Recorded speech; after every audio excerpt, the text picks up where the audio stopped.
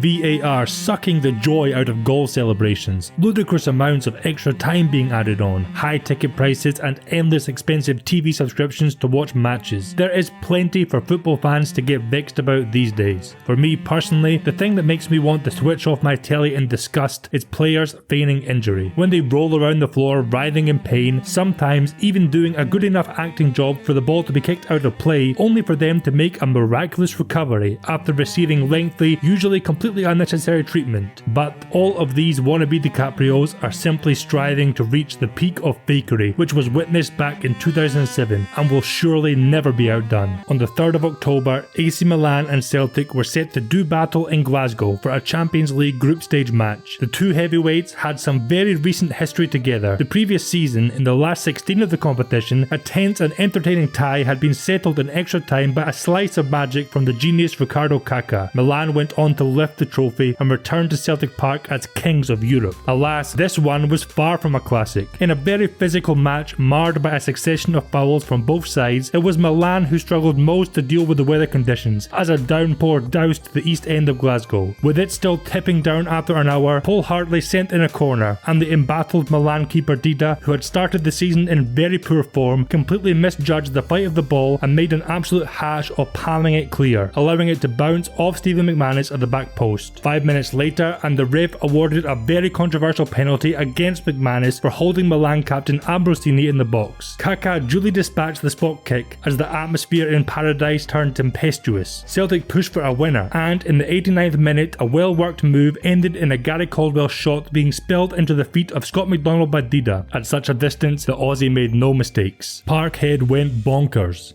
After TV had finished broadcasting the moments of jubilation, the cameras focused on Dida lying on the turf receiving treatment. He looked very seriously hurt. He would not be able to continue. Finally, we got a replay of what happened. While the team were reveling in their triumph with the fans in the corner, a supporter ran onto the pitch, pumping his fists. He streaked past Dida, stroking him, tapping him, tickling him on the neck as he did so. Initially, the goalie gave chase, but after a few steps decided to fling himself to the floor in a crumpled heap. Seemingly annoyed at all the attention and plaudits teammate Alberto Gilardino had received for his stunning depiction of a man being shot in last season's game at Celtic Park, Dida wanted the spotlight for himself and committed to the performance of mortally wounded frontline soldier in a way never seen before or since. Successfully having convinced medics that he was indeed in a very bad way, the stretcher was called, and Dida, who held a huge ice pack over the non-existent wound on his face, allowed himself to be carried from the pitch in a way usually reserved only for those who have been very seriously stricken. Backup keeper Kalac was brought on to see out the final minutes. A debate surrounding Dida had been raging amongst Milanistas for a couple of years. A very vocal minority were keen to see the apparently hapless Dida on the chopping block, and they had a litany of evidence against him. His catalogue of howlers had been piling up, and his lengthy bloopers reel contained high-profile and costly clangers against the likes of Inter and Man United. The major criticisms against him were his weaknesses at dealing with crosses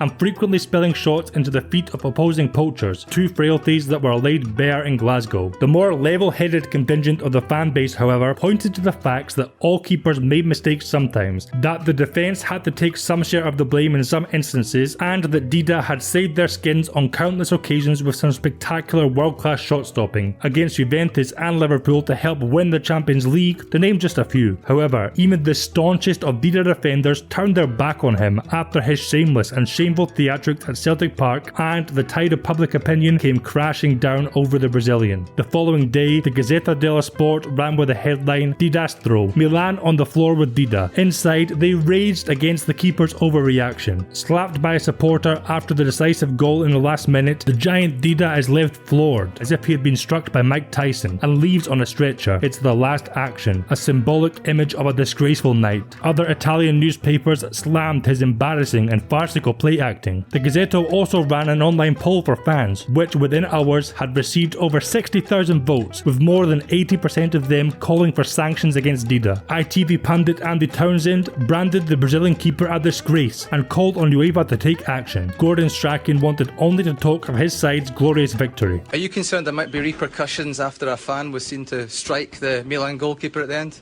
No talking about that just now, David. Football's a great thing, football. Let's talk about that. It's a beautiful game. We beat the European champions. Dida's colleagues did not condone his actions but offered their support. Ancelotti said, "In the last few years, Dida has shown great sportsmanship, but he made an error. I do not know why. He has made a mistake, but that is that." And Kaká told the club's official website he made his choice and we will support him, even though what he did was wrong. It was a difficult moment for him. He had just let in a goal. Then there was the slap from that fan. But what about the man at the centre of the storm? When chased by reporters through Glasgow airport, he simply responded, "I don't speak English, sorry." After everyone and their dog had chimed in to give their 2 pennies, the conversation turned to a new question. Why had he done it? When Gilardino had dived at Celtic Park, the intention was clear: win his side a penalty. When Kyle Lafferty flung himself to the floor pretending Charlie Mulgrew had headbutted him in 2009, the intention was clear: get the Aberdeen defender sent off, which he did manage to do as it happens. But what was Dida's intention?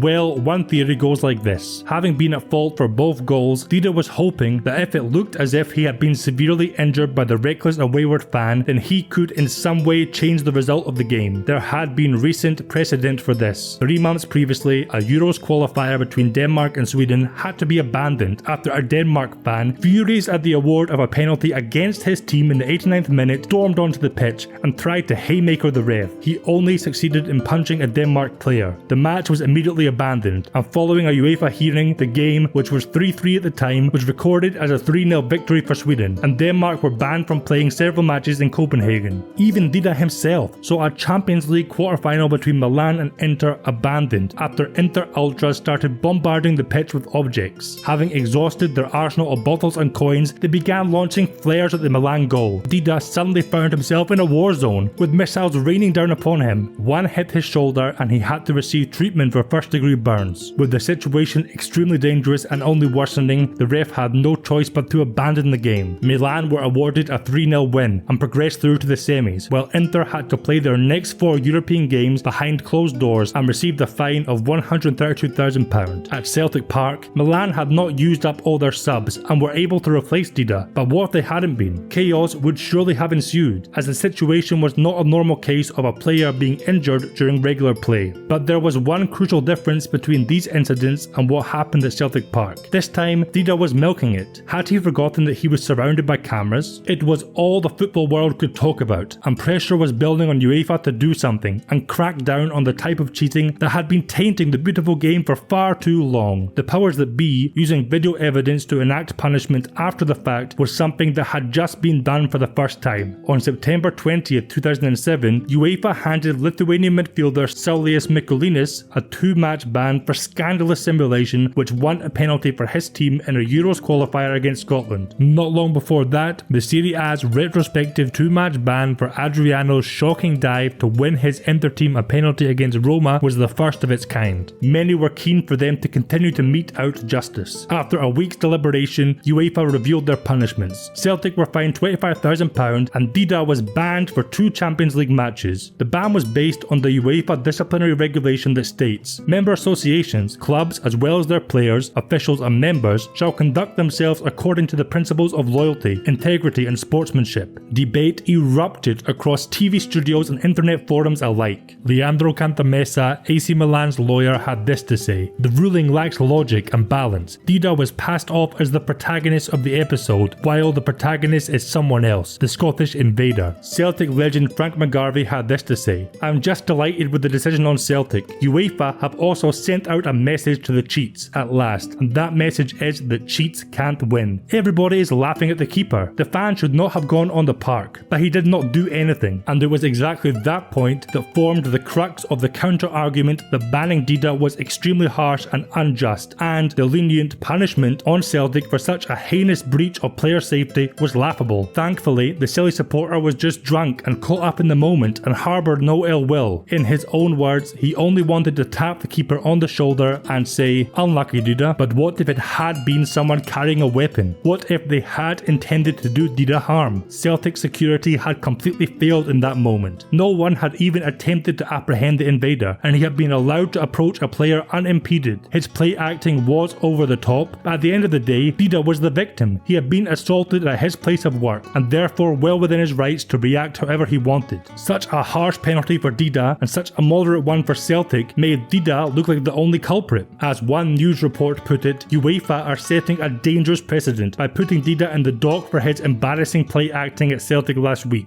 The AC Milan goalkeeper was guilty of the most blatant act of simulation since Rivaldo grabbed his face when he was hit on the hip by a ball in the World Cup. But why should Dida be punished when players dive around week in, week out and get away with it? The opposing argument was that any danger to Dida was all hypothetical, and his ridiculous display had made a mockery of the sport. Celtic had beaten the European champions, yet all anyone could talk about was the histrionics of the goalie. Ironically, Dida's attempt to potentially see Celtic receive harsh punishment had actually resulted in them getting off much lighter than if he had just done nothing. Milan even refused to lodge a complaint against the pitch invader, something they would have surely done if it had not been for the ensuing media circus around their keeper. Anyway, following appeal, Dida's ban was halved, reduced to just one match, something which again sparked great debate. And what of the supporter? None of this would even have been a thing if he'd just stayed in the stand like a normal person. Well, after he sobered up, the 27-year-old labourer turned himself in at Celtic Park, moaning to the head of security, "I'm the most hated man in Scotland. I'm going to have to leave the country over this. I cannot believe what I've done." Well, it did not come to that, but he was given a lifetime ban from attending any Celtic match, home or away, charged with breach of the peace and eventually sentenced to community service. Dida to this day has never spoken publicly about the incident. The closest he came to acknowledging it was in Milan's first home game after the debacle against Celtic. The goalie came out early and turned and bowed to each sector of the support, receiving applause in return, a gesture that the fans accepted his apology. However, the whole incident more or less signalled the beginning of the end of Dida's Milan career. He continued to put in nervy and mistake-ridden displays, culminating in a calamitous performance against Inter in which he inexplicably dived in the opposite direction of a straightforward Esteban Cambiaso shot.